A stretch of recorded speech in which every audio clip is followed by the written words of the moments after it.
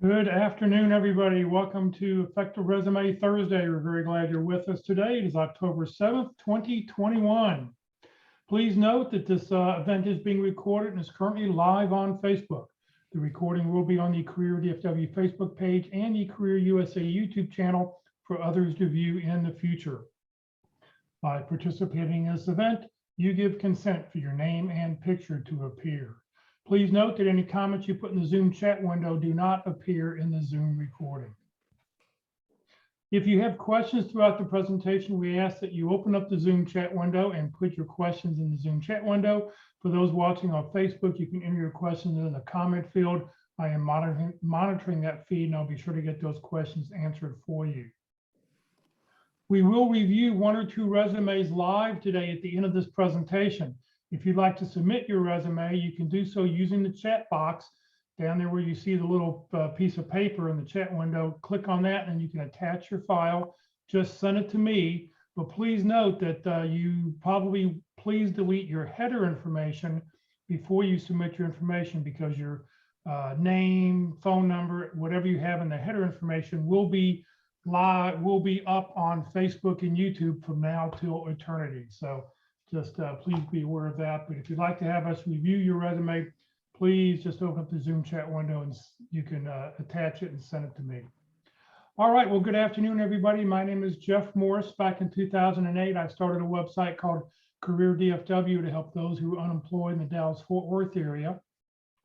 In 2012, I started a second website, careerusa.org, to help those around the United States. I have written a book called What I've Learned About Your Job Search that you may not know. It is available on Amazon. Since 2007, I've been facilitating and leading the North Dallas Plano Career Focus Group. The group's been around since the late 1990s. I took it over in 2007. We meet each Friday morning at 9:30. And I'll tell you about our upcoming program that we're having tomorrow, a very interesting program we're having tomorrow at the end of this session. And since 2017, I've been a member of the practice interview team. This is a great way to practice your interviewing skills. If you're not, I'm sure you spend a lot of time on your resume, a lot of time on LinkedIn, a lot of time networking. How much time do you spend practicing your interviewing skills? This is a free way to do that. If you'd like to get more information, please just reach out to me. Well, our speaker today is Locke Alderson. He's going to talk about the resume is not dead. So Locke, thank you for being with us, and I'll let you tell everybody who you are. Well, thank you, Jeff. I'll bring that up.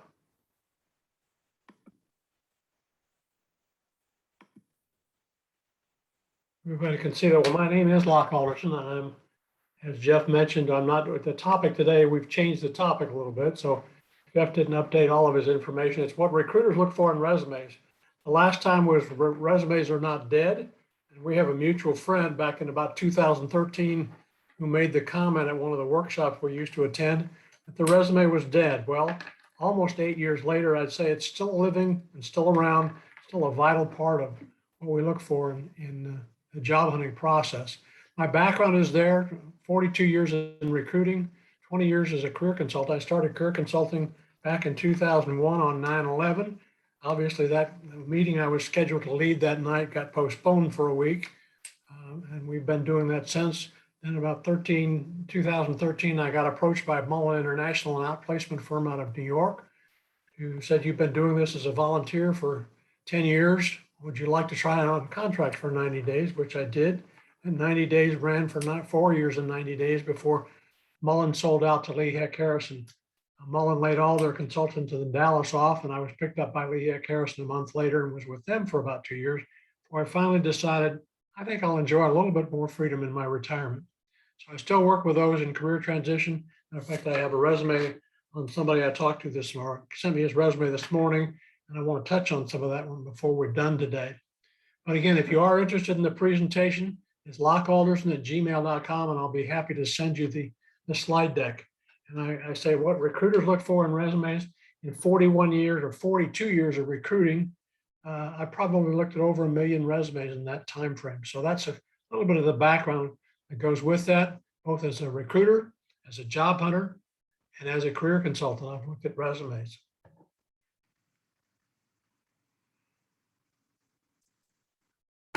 Well, my slide clicker is not working. There we go. In an ideal world, you wouldn't need a resume. Most of us don't live in a resume. In an ideal world, we live in a real world. So if that's the case, why have a resume? What are they used for? Again, a couple of things that come up with that. The first thing, talk about resumes, it's a piece of advertising. I don't know how many of you still get advertisements in the mail. I used to get credit card applications at least once a week. And occasionally I will pull one out and hold on to it and look at it because the offer was kind of enticing. It's kind of like that. Or when you go to the supermarket, they used to have tabloids there, Miracle Baby or something like that, alien scene somewhere. Again, those would be the kind of things that you might have an interest in. You pick it up, might look at it while you're waiting in line at the checkout stand. But a piece of advertising, in essence, what your resume is, you're trying to get somebody interested in your resume enough to call you or to contact you in some different way. And likewise, your resume is a script for the interview. How many of you have sat in an interview when it used to be face-to-face and the recruiter or hiring manager would look at the resume and say, well, let me take another look at your resume or take a look at your resume. Hopefully it's another look that they've looked at it before. So that's what it is.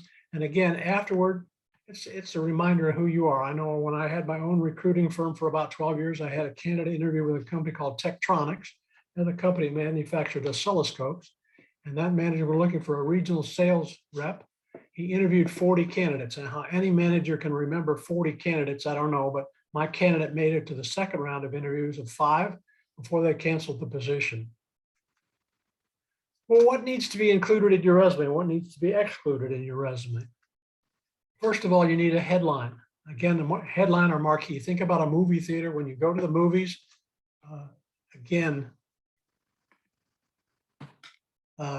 if the movie that you're looking at isn't on the marquee, you're probably not going to look at it.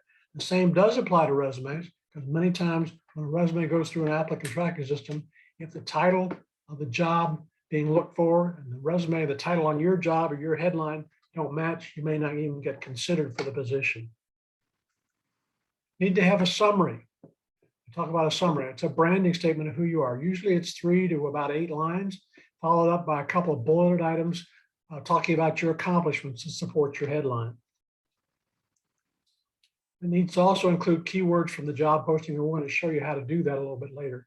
I read an article, I'm on a news service, news feed from Forbes magazine. They talked about resumes last week, and they said that major things that a resume are that it be uncluttered, it contains relevant information, but only if it's not outdated, that you focus on the last 3 years of your experience, that you have proof of your impact, your key accomplishments or your key achievements, basically looking for evidence that demands a verdict, okay? And your adaptability, how flexible are you about resumes? But again, another thing about resumes, if you give your resume to 100 different recruiters, it's going to look kind of like this. You might get 100, 200 different opinions about your resume. So what makes a great resume when you're looking at it? Well, it's organized and it's easy to read or take a look at or scan in 5 to 10 seconds, because that's the average time the recruiter spends on a first pass on a resume if a human set of eyes actually looks at it. It's easily understood, perhaps easily read by a high school graduate. They may not have to understand all the words, but it's easily read as well. It's concise. It's usually about 2 pages, 1 page for new grads and maybe longer if it's for an academic position where they're looking for all of your credentials. Or a doctor. I know my wife is at a doctor's appointment right now, and the doctor who's performing the procedure, his resume runs to 27 pages. Well, the last 20 pages of it are all of the things that he's done and all the papers that he's published and that kind of thing to stand for his accomplishment. If your resume has 10 or 15 years, or you go back further than that, you may want to cut it off at 10 to 15 years, where there's a time change that occurred, and list the other events as prior professional experience with no dates. Yeah, make sure that your resume has contact information, that you're easily to contact. So double check, your contact information, your phone number and your email address. And your resume needs to clearly explain your duties and advertise your accomplishments. Okay. So a resume to a recruiter, headline equal the job title that you're applying for. I mentioned that I got a resume from someone this morning, an executive position. His resume title It's operations executive, chief operating officer, senior executive, but it doesn't necessarily match the job that I'm recruiting on. If you have an objective on your resume, you're going to want to delete it. Companies really don't care about your objective. They care about their positions, not about you, as harsh as that may sound. You need to have a summary. The summary says 3 to 6 lines. I'll go 3 to 8 lines, followed by 2 or 3 bulleted accomplishments to support the headline. They add credibility to your experience. And the headline and the bulleted accomplishments may change with every resume that you decide to send out. As I said, it needs to be visually appealing and easy to read. It needs to include keywords and your skills so that they're easily defined. It needs to talk about your accomplishments, to convey a value proposition. This is what I've done for my employers, and by implication, that's what I can do for you, Mr. Employer. Again, I'll ask some questions now that you can ask yourself or answer for yourself. What percent of the job requirements should you match before you apply to a job? What's the value of a headline and a summary on your resume? What part do keywords play in the ranking employers give to resumes? Will errors in your resume, spelling errors, really knock you out of consideration on a job? And does a well-written summary really impress employers? Again, most of the questions are requirements should match. I would say that 75 to 80%. What value is a headline? I'd say it's vitally important that you have a headline and a good summary that matches up to what they're looking for. Now, there are some exceptions to that, and we'll touch on that when we talk about hybrid resumes. Keywords play a vital part in the ranking that employers have.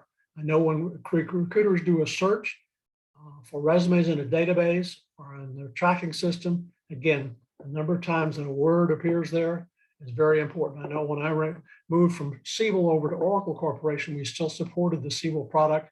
I was looking for a Siebel consultant in Minneapolis, Minnesota. I ran a posting up in that area for the Minneapolis-St. Paul area. I got 75 responses, which is a pretty good response. I didn't want too many. I didn't want too few. Of those 75, 50 of them didn't even have the word Siebel in their resume. They were automatically eliminated. I know why those 50 people applied, because they saw the word Oracle there and they knew that Oracle had many more employees than just Siebel consultants in their Minneapolis office. But again, I was looking for a Siebel consultant. And if I didn't find a Siebel consultant, I was probably going to be among the unemployed within 4 to 6 weeks. And I looked at the Siebel consultants, those who had that word in their resume. If it was there once, meant that they were probably a Siebel user and used the Siebel product, a software application. If they had it 10 times or more, they were probably someone who knew a little bit more about Siebel and might be a consultant who can install the product, which is what I was really looking for. Let's move on. Let's talk about some resume basics. What's the big deal about real estate? As I said, it's generally about 2 pages. And if you go longer than that, the resume that I mentioned that I got this morning was 3 pages, and it's too long. Again, if you have prior experience over 10 to 15 years ago, you may want to summarize that just with the name of the company, the title of the job, and maybe 1 accomplishment. But again, looking at the format on resumes, you want to use a commonly accepted format, a type font. Those are some that are mentioned: Arial, Calibri, Garamond, Cambria, Times Roman, and Tahoma. Times Roman is a little bit bigger there, 11 and 12 point, because it's a little bit smaller type font. Generally, you want your headline can be as much as 14 point, your section headings can be 12 point, and the body text about 10 point. It's easier to read. If you have an 8-point font, I can enlarge it on my screen, but if I print the resume off, it's still 8-point font and it's hard to read.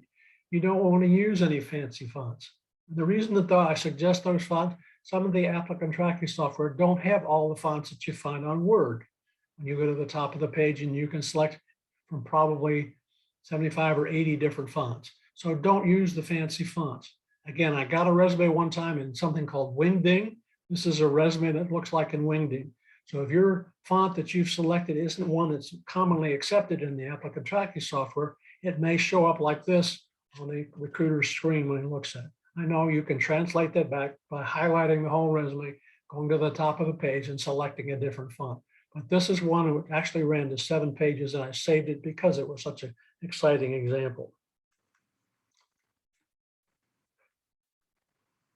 Margins, you generally want to have margins around the top and bottom, the left and right sides of your resume. That's where that hiring manager that I mentioned that interviewed 40 candidates, you probably took notes in those margins. You want a resume that's scannable, scannability for the applicant tracking system, for job boards and email, because they'll go through those and they take your resume and they do what's called parsing it, and they place it into a database. Applicant tracking system is a fancy application for a database. Again, you want to limit the number of bullets and bold that you use and underlining, italics and graphics, shadows and are things that can cause problems for applicant tracking system, particularly the shadows and graphics. And may crash an applicant tracking. It may crash a word processing program to look at. Don't use text boxes or headers or templates for your resume, because if you do, you never know what it's going to look like when it comes up in the applicant tracking system. And some of the applicant tracking system, if you have your contact information in a header, treat that as a null field. So there will be no information of how to get in touch with you in that field when the recruiter or hiring manager pulls up that resume. Contact information, make it easy for them to contact you, to reach you. With your phone number, your email, your LinkedIn URL, and you can cut and paste that off of your LinkedIn profile into your resume. If it's online resume, by clicking on that, it automatically takes to the hiring manager recruiter to your LinkedIn profile and your zip code. Zip code is vitally important because that's how you find distance from the job. Applicants have taught recruiters they don't want to drive more than 25 miles to work. So recruiters limit their searches to 25 miles. And if you notice on most of the job boards, there's a distance requirement and the default setting is usually 25 miles. Headline is vitally important. It needs to be a laser focus. If your headline doesn't match the headline that they're looking for, as I said, it may get eliminated. The summary counts, and you want some concrete examples of your experience. In the skills table, if you have a technical background like an IT, that's some of the things that recruiters like to know, and they like to have it right up front. And ask the question, what have you done to keep some of those skills current? I mentioned Siebel as a product. When I was with Siebel, it was Siebel 5, 6, and 7. It's now down to 8, 9, 10, and 11. And one spelling errors can knock you out of consideration on a position.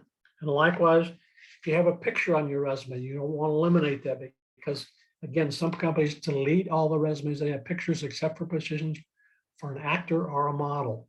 Again, they don't want to discriminate, so the easy way to do that is just eliminate resumes that have pictures on them. Again, a good format for your resume, the experience section is to have the company name and location on the left and the dates on the right. If the company's not a well-known company, you might have a tagline. I know at one point in my career, I worked for Mostech. They went out of business in 1983. So for young recruiters, they may not understand what kind of a company it was. So you may want to put an explanation. At that time, Mostech was the world's leading producer of random access memory chips for computer memories. The job title and responsibilities, all of an experience. And again, the difference between duties and responsibilities versus accomplishments. Most of the resumes I've reviewed as a recruiter, probably 75, 80, maybe as many as 90%.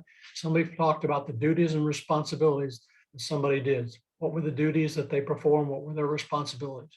If you're talking about accomplishments, typically there are a bulleted item that's 1 or 2 lines. They start with an active verb as examples.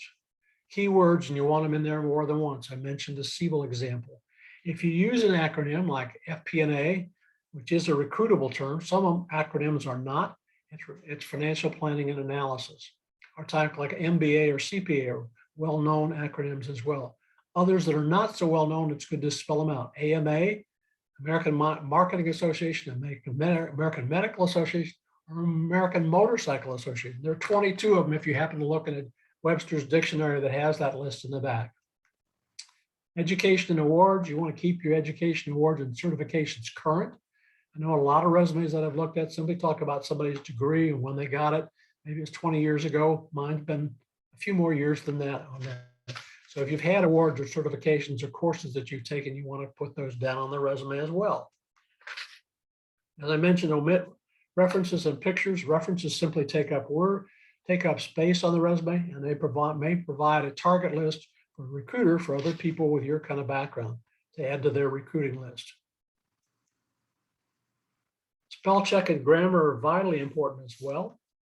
Numbers and dates should be double checked or triple checked. I know I have a tendency to transpose numbers. Does everybody lie on a resume? Well, I talked about that with my wife last week, and we were recounting there was a coach at Notre Dame that was hired up there. He was a well-known coach and said he had a degree. He didn't. He was released after 6 weeks. He went on to coach at University of Central Florida and built them to a top 10 team. There was a railroad commissioner here in the state of Texas that said she had a degree. She didn't, and finally was asked to step down. And what about the resume black hole? If you've ever sent a resume to a company or a job board and never heard anything, then you've entered the world of the black hole.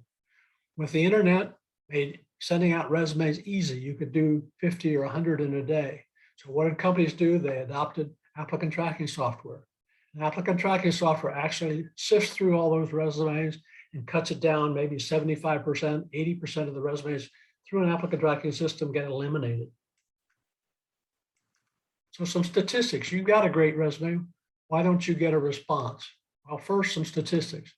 For each posting that gets 100 people may say that's, or 200 people may say that's interesting. 100 may take the time to actually submit a resume. 75% of the resumes, or 75 of the resumes get invited to the B pile or screened out by an applicant tracking software. 25 may actually be looked at by a real person. And of those, 5 to 10 may get a phone interview because that's how the interview process frequently starts today. And 3 to 5 may get a face-to-face interview or a Skype interview today. And maybe one gets an offer. I know my acceptance ratio through that was 85% that got to the offer stage. We made him an offer, probably his acceptance for about 85%. Let's talk a little bit more about the meeting the requirements for the position. If you read the posting and you don't match 75, 80, 85% of the requirements, don't apply, because the likelihood is you won't be considered for the position unless there's just a limited number of applicants that apply. You want to have a scannable resume with no fancy fonts, borders, or shadow graphics. Those shadow graphics can, as they cause problems for the computer when they try and parse your resume. And limit your use of bold, italics, and underlining. I know the internet etiquette for email says you don't want to use bold because it says you're screaming at somebody. Italics and underlining are usually used for emphasis, and we'll take a look at some resumes and how you can use that. Don't put your contact information in the header, and proofread for typos, and have a headline and a summary, and limit your experience to 10 to 15 years. If you go more than that, again, I do suggest that you include it in a section called prior professional experience with the company name, your job title, and maybe an accomplishment that you had, but keep it short. Don't put the dates down. Your resume needs to reflect quantifiable experience, quantifiable specific terms with what you've done, who you've done it for, how long you did it, and how well you did it. Here's a quick look at my resume when I applied for Lehigh Harrison. I know I had to put together a resume after I'd been offered the job, but I got through networking, but I put together a job for Lehigh Harrison, and this is what it looked like. This is the first page of it. Generally, resumes are looked at in 6 to 10 seconds. If you notice, I've got name and contact information up there. My zip code is here and phone number. I've got a headline for the position. That was the kind of the title of the position that they had was career transition professional or consultant. Talked about that. Talked about some of my experience in doing that with Mullen International, the company prior to Lehigh Harrison. Okay, I worked at career transition workshops. I've been a speaker with over, I've had 18,000, actually it's probably closer to 20,000 attended or attended in 20 years. But that's my actual resume I used for that job application. Some more tips. Let's talk about that. And this tip that's kind of not talked about generally is how do you dissect the job posting to get what's really required? To identify the job requirements, you need to prepare a table with job requirements in the left column and your experience in the right column. Your experience doesn't have to be 100% or a perfect match, but it does need to explain how you have experiences similar to that. Then you can use that table as the middle paragraph in a cover letter, or it's called a T or table letter. You may use the table as a guide when you have a phone interview, talking points to cover during the interview. So let's dissect an actual job posting for the candidate that I worked with when I was with Lehigh Harrison. Again, this was cut down so it fit onto a slide, but again, it's the description of the company. DXC was a company here in Richardson, and they were looking for a global sales executive. The experience and requirements are shown there at the bottom. What we did was take the bottom, the education and experience required, and put it into a table. Left column, their global sales executive, the experience that was required, and I had the candidate fill in his experience on the right-hand side. And we took the title of the job and some of those bulleted accomplishments from his experience and inserted it in the resume. You notice the title of the job is what the job title was. And here are three bulleted items from his profile, from his job requirements table inserted in the resume. The reason that you want to do this, these are the things that support the headline. They're also what's seen by the recruiter in that 6 to 10 seconds of that initial pass of the resume. You can take that middle section of a cover letter, and actually cover letters have usually 3 sections in them. They have an introductory section where you heard about the job, whether it's John Jones said you were looking for a financial analyst, or you found it on a job board on the company's website. The middle section, usually candidates write about their experience and how they qualify for the positions. And then the third section down here at the bottom is arranging to get together and talk about the background of the candidate. Most of those kind of letters don't get read. Probably 75, 80% of them. I worked with another candidate. The middle section of her cover letter was 5 paragraphs, and it's just too long. But if you have it shortened like this and the bulleted items, these could be bullets or numbered like this. Again, it makes it easy to read for the reader, and it gives them a quick overview or summary of the background and how you match the qualification. They're more likely than not to take a look at the resume. Again, you can include it in the cover letter just as a single column if you want, like this. And the next one is to take that job requirements table when you get a phone interview, okay, and use that when you have the phone interview, have your resume, the job posting, and this table on your desk, and you can highlight. These are items that you can tell stories from, because facts tell, but the stories are what sell. Okay. Moving on. Some more tips. The keywords that appear in the job posting. That's probably one of the major, if not the #1 reason that our applicant tracking system will reject a resume. You need to include your accomplishments or your achievements. These are the measurable results of performing your duties, and they add credibility to your experience. Focus on getting your resume into the hands of the recruiter and the hiring manager. You can use LinkedIn to find the name of the hiring manager or the recruiter. Maybe to send, instead of an email or snail mail, you send it via FedEx envelope or UPS. You can send it that way or send it in a box. Again, it's a little bit more expensive. Something like a FedEx envelope or a registered or certified letter, somebody has to sign for those. So they're curious and probably will open those as a recruiter. Have someone in your network pass along your information. The reason that you want to become an employer referral is some companies have employer referral programs. When I started with Siebel, because it wasn't a very well-known company, we offered hiring bonuses for people who referred some of their friends that could fill in the positions for the Siebel consultants. Ran to $2,500 per person if they stayed for 3 months. Again, we had one employee that earned up to 6. That's $15,000 that he earned in the first 6 months by referring people that he knew that would fit the job requirements.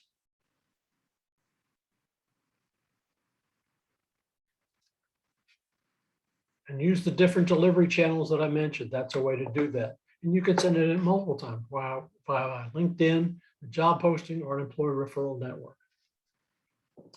So what are some of the reasons that your resume really doesn't make the cut? Let's take a review of that while we're at it. If you lack relevant experience or educational skills are hard to find in the resume, you're probably going to get passed over. If it's not immediately clear from your experience what you're actually applying for, no one's going to connect the dots. If your resume is difficult to look at, if it's too crowded, it probably won't be read at all.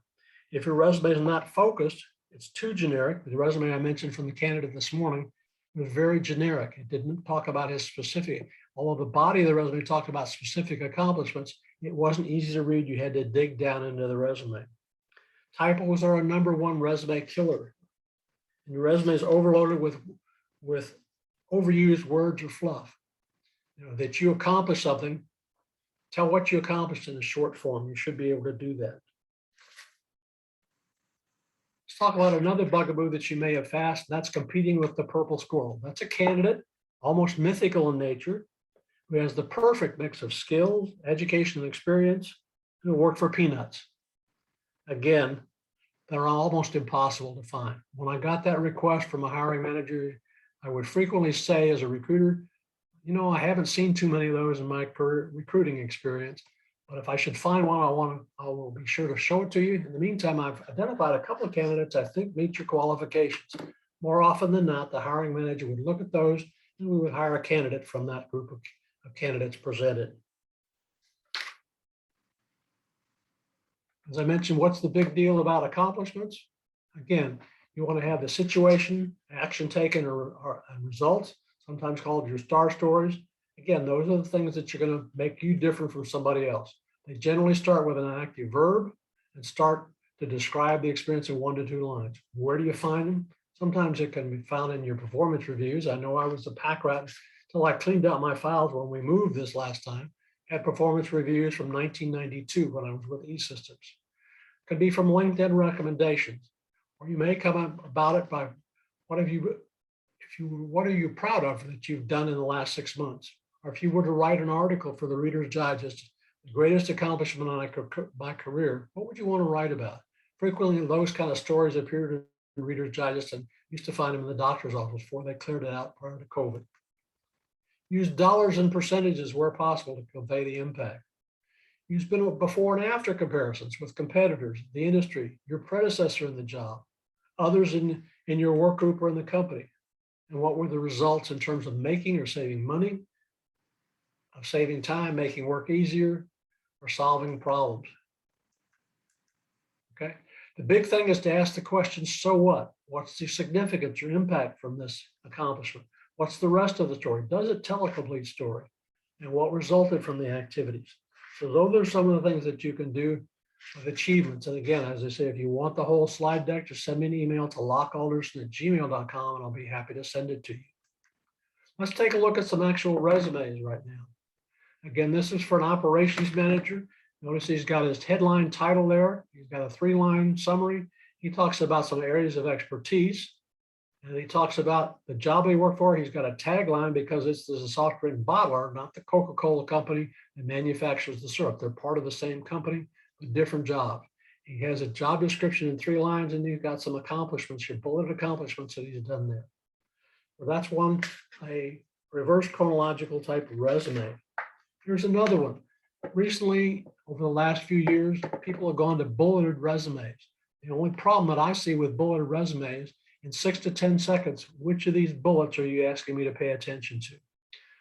I made a suggestion to this candidate and others like that have used bulleted resumes. There's nothing wrong with them. They tell what people have done, and it's a short, easily read fashion. Let's just switch the format a little bit, and that's to break out the accomplishments. He talked about the bulleted items for his duties and responsibilities, and what did he accomplish during that. That's one for somebody when I was working with somebody from JP Chase. This is for a teacher out of Louisville, Kentucky. She was looking to get out of teaching. She had a pretty good resume. And again, it's condensed to get it into the slide. You can notice her experience as a teacher. And as a teacher here in different schools, they got her degree and some of her activities. So I suggested in her case that she may want to just change formats. That format, the other format for resumes is called a functional resume format. Recruiters tend not to like them because they talk about what you did and what you accomplished, but they often fail to talk about who you did it for when you did it. So in her case, we switched it out, talked about her areas of expertise and broke out accomplishments that she had in those areas. But we also listed down at the bottom her employment experience. And again, this was condensed to get it onto a slide. Again, generally resumes are going to be 2 pages, so it's going to be spaced out a little bit from that. Here's another peek at my resume. Again, instead of dashes this time, this is a hybrid resume. It talks about the different areas of my expertise that I had in management and administration and recruiting and employment. Because this position I was applying for was a recruiting manager. So that was what it was. Talks about my experience at the bottom. Actually, this was on the bottom of the 2nd page, along with 3 other areas of expertise. The reason I like the areas of expertise like that and use an asterisk as opposed to a bullet that I could switch out the paragraphs on that and move something, if it wasn't recruiting manager, for something like compensation and benefits or training and development or employee relations, different areas of my expertise in terms of that. I also had the education at the top on this particular resume because I was used to apply for a company that was looking for an MBA candidate from a top business school. And at the time, or depending upon whose list of MBA schools that you look at, University of California, Berkeley ranks in the top 10, generally speaking. So let's summarize. Some final tips on getting the recruiter's attention. First, you want to have 75, 85% of the qualifications, that you meet the qualifications or don't apply. Have a scannable resume. Don't limit the fancy fonts and the borders, italics, graphics, and text boxes. And you limit your use of bold and underline. And don't put your headline contact information into a header. It's very frustrating as a recruiter to find a perfect candidate, but you have no way to get in touch with them because there's no contact information on the resume. And proofread the resume for typos and for grammar. Okay, have that headline, the title and position that you're looking for. Think about that tabloid at the supermarket. Usually the headline is in 40 font that's maybe 40 or 50 point font. It's big and bold so that you stand out and grabs your attention. Have that summary with bulleted accomplishments. Again, the bulleted accomplishments may change. They may be from your job requirements table or maybe from the accomplishments that you have down in your resume. It doesn't hurt to repeat accomplishments a couple of different places. Dissect the job posting. Again, that makes it easy to match up with the qualifications they're looking for. And having that job requirements table, a good thing to talk about when you first open the phone interview, and they've asked you the question, well, tell me about yourself, is to end that particular session with a question like, I've told you a little bit about me. Can you tell me about the ideal candidate? The reason that you want to do that is to verify what the requirements were. And they should match up with the requirements that they had in the job posting. Frequently they won't because the hiring manager or recruiter even may not have written the job posting. Use the job requirements, as I said, during the phone interview. They can be talking points to use and cover in the interview. Use a table as the middle section of a cover letter. If you're going to use a cover letter, it makes that cover letter easy to read and understand. And use keywords from the job posting. Some final thoughts and do's and don'ts. Keywords and phrases, they're important. The skills that you have to talk about. Focus on your current position. The Forbes article that I mentioned, talk about emphasis, what have you done recently in the last 3 years? Use a reverse chronological order as opposed to a functional type resume. And quantify your achievements. And do sweat the small stuff, the addresses, the phone numbers. Don't neglect the summary, and don't assume anything. Don't exaggerate or be dishonest about your qualifications. And remember that you don't need to share too much information. This is not War and Peace. This is not your life history. This is a 2-page summary of your experience. And don't include references. They take up space. That's it. If you're looking for a copy of the slide deck, lockealderson@gmail.com. Why don't we take a look at some resumes, Jeff?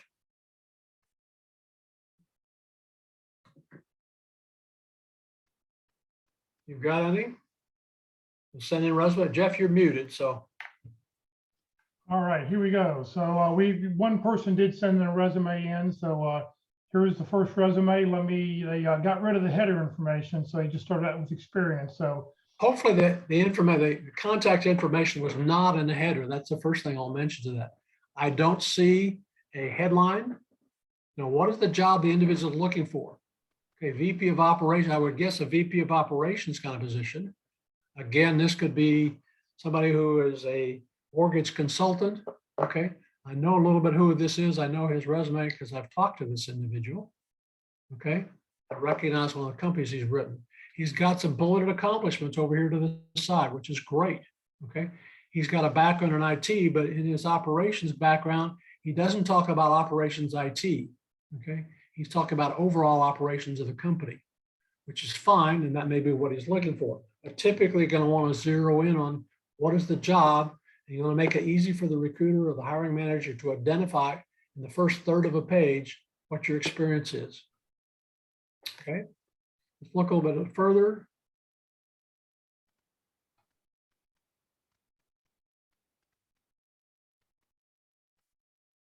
Okay, I'd say the latter part of the resume tends to be a little bit verbose, a little bit wordy.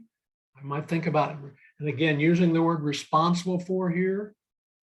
Again, that's not currently used. Handled or managed or directed company-wide corporate mergers. Again, is a better way to settle it. Again, showing the age of a resume, how resumes have evolved over time.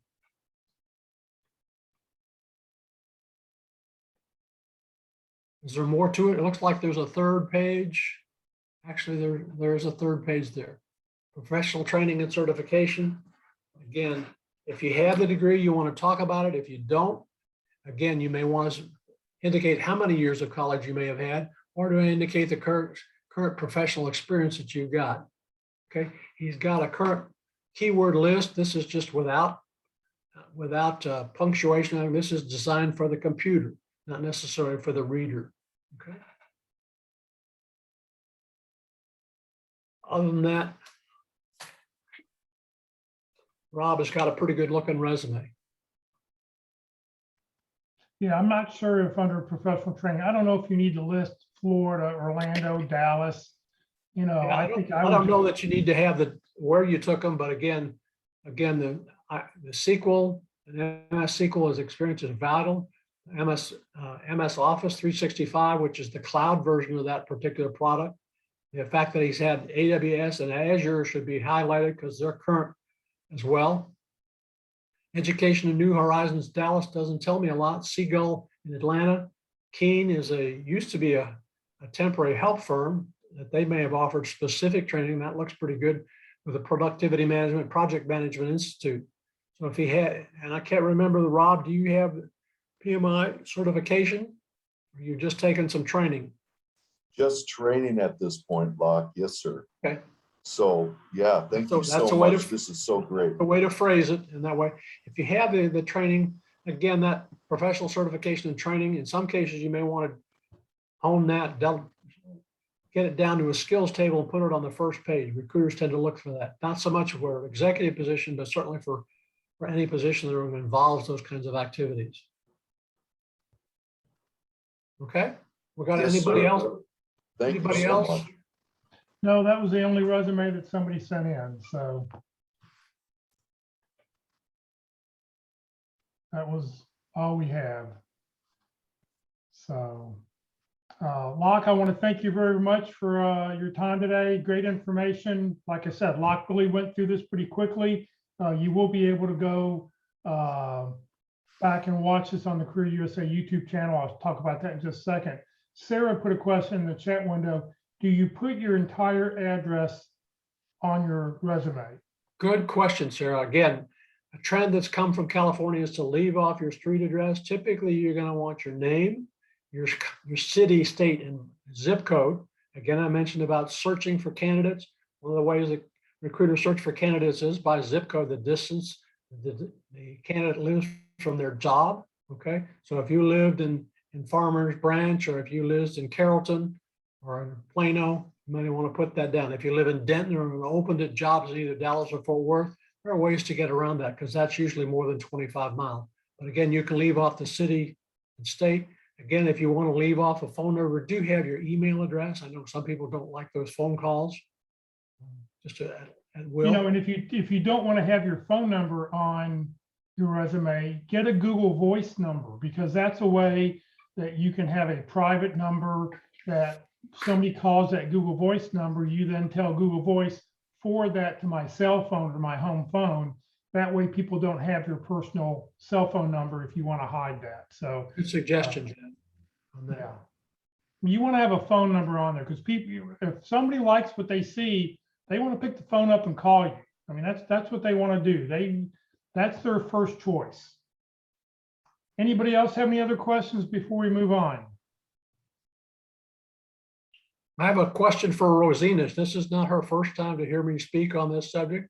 I want to ask the question, did she learn anything new?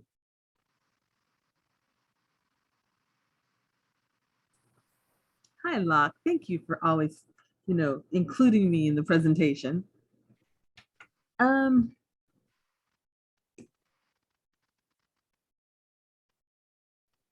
I'm not going to say I learned anything new because I've heard this presentation. I think this is my third time.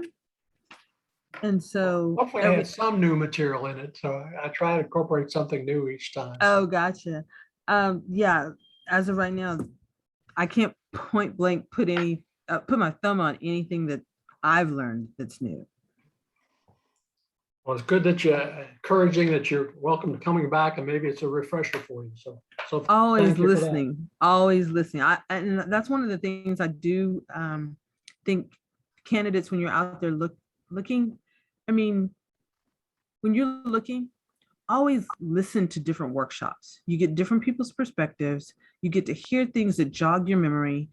You get that constant refreshing, like, you know what, I need to add such and such, or I need to take away something.